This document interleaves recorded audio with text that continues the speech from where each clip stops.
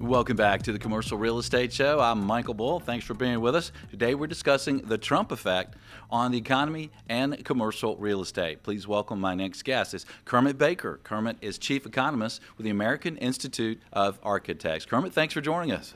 Michael, great to be with you today.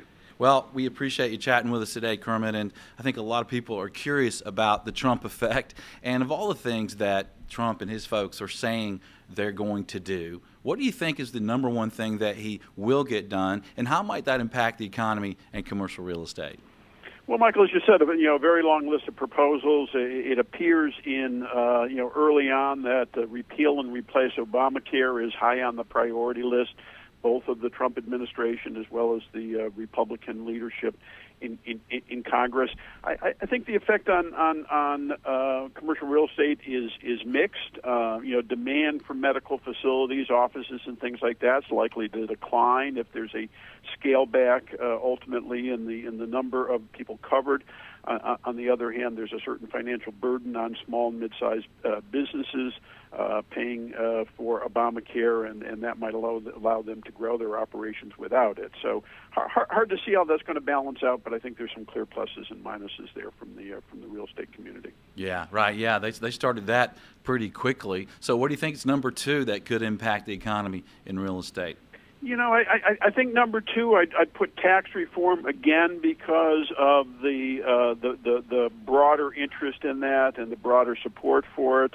I think that's probably pretty clearly a plus for commercial real estate. Talking about scaling back corporate tax rates, in all likelihood, scaling back personal tax rates at the upper end of the income distribution would allow, I think more investment capital to go into the real estate world. So I think that probably would be a plus for the industry. Right. We're talking with Kermit Baker with AIA, and Kermit. So if he does reduce the tax rates for corporate tax rates, then I guess you're right. There's more money in the economy, right? So would you think that some of these corporations will now increase development and hire more people, right? More jobs.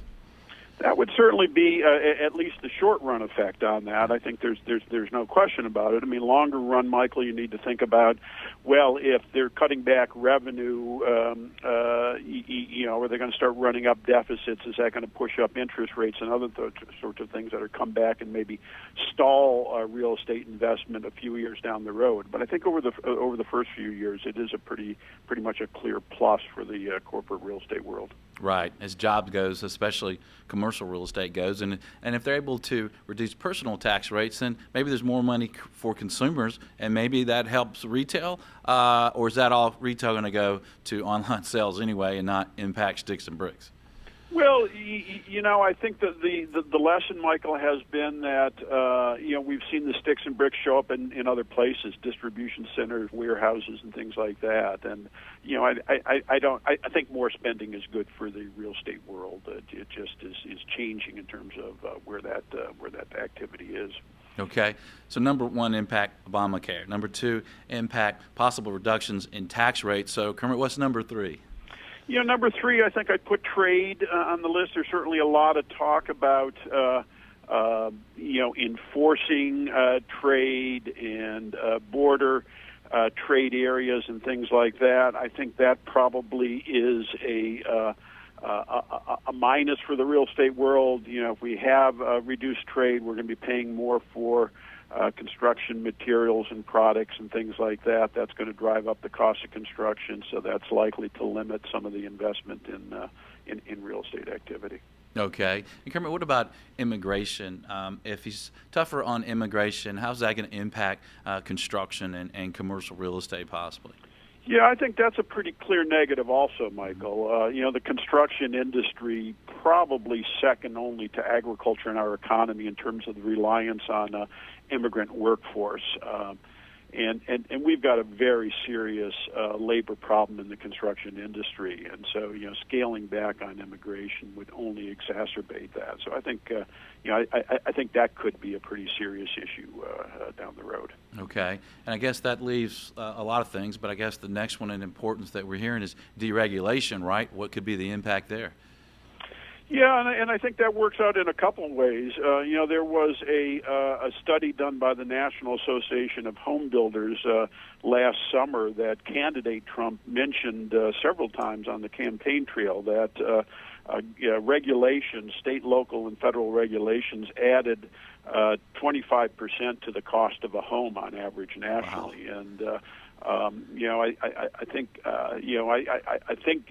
President Trump is going to be quite vigilant in terms of scaling back regulations. Now, the example here, probably the federal government could do very little about, because these are mostly state and local that affect home building operations. But I think in general, scaling back regulations is high on the priority list. I think that's good for the longer term prospects for real estate investment. The financial side is a specific application of that, I think, and financial deregulation is also on the list. Really rolling back some of the Dodd-Frank provisions, making capital for real estate investment more available is probably also fairly high on the list too, and I think that would be a net plus for the industry. Right. And he is a real estate guy, right? So you think he'd understand how big real estate and the related services around real estate are to the industry. It's a big part of the gross domestic product, isn't it? Yeah, it certainly is. Construction alone, 11-12% of GDP, and I think you're right. This is an area of the economy that he does relate to. This is an area that I think he does feel that he understands pretty well, and so I think maybe more engaged in this than some other things that are on the agenda. Any concern about the 1031 exchange? That seems to be great for the economy. Do you think any chances of changes there? I do think that that's probably going to be a little further down the priority list. We'll see. We'll see when that comes up. And I think in general, it's important to see sort of, it's a long list of things that are going to be attempted. We'll have to see sort of what really makes it through the gates and what doesn't. Right. Kermit Baker, thanks for joining us, sir. Michael, good talking to you today. Great insight from Kermit Baker. Stay tuned. We'll have more on the Trump effect on the economy and commercial real estate. I'm Michael Bull. This is the Commercial Real Estate Show. Hey there, thanks for checking out the Commercial Real Estate Show. Don't miss a video of special interest to you. Be sure to subscribe below. And if you appreciate the videos, be sure and thank our sponsors. There's a link to more information about them in the description. For more videos, podcasts, and articles, check out CREshow.com.